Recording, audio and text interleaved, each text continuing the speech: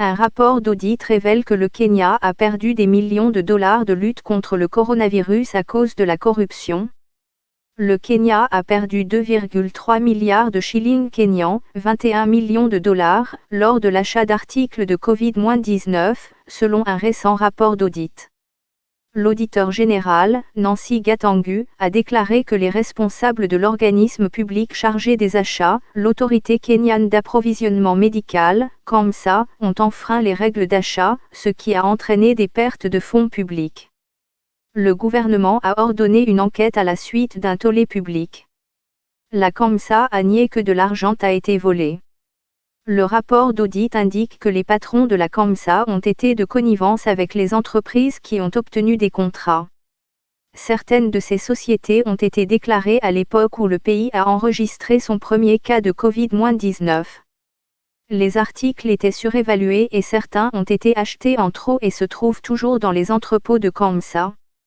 L'organisme public aurait également détourné des fonds destinés au programme de couverture médicale universelle et acheté des articles Covid-19 sans l'approbation du ministère.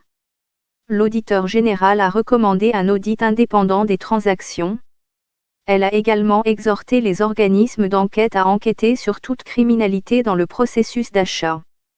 Le rapport fait suite à la publication dans les médias locaux d'informations selon lesquelles les dons de Covid-19 du milliardaire chinois Jack Ma ont été volés, détournés et vendus au lieu d'être distribués.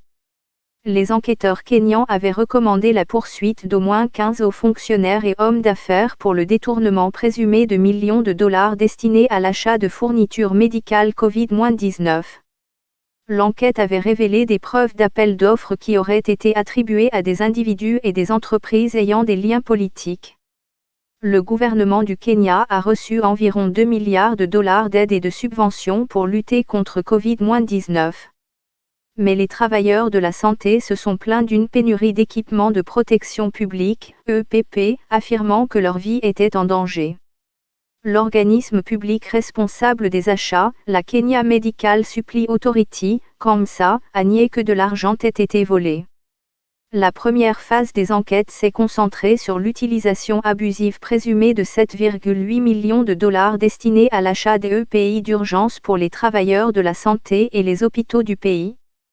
Selon les enquêteurs de la Commission kenyane d'éthique et de lutte contre la corruption, EACC, les conclusions préliminaires ont montré que plusieurs lois sur les marchés publics ont été bafouées lors de l'attribution des marchés.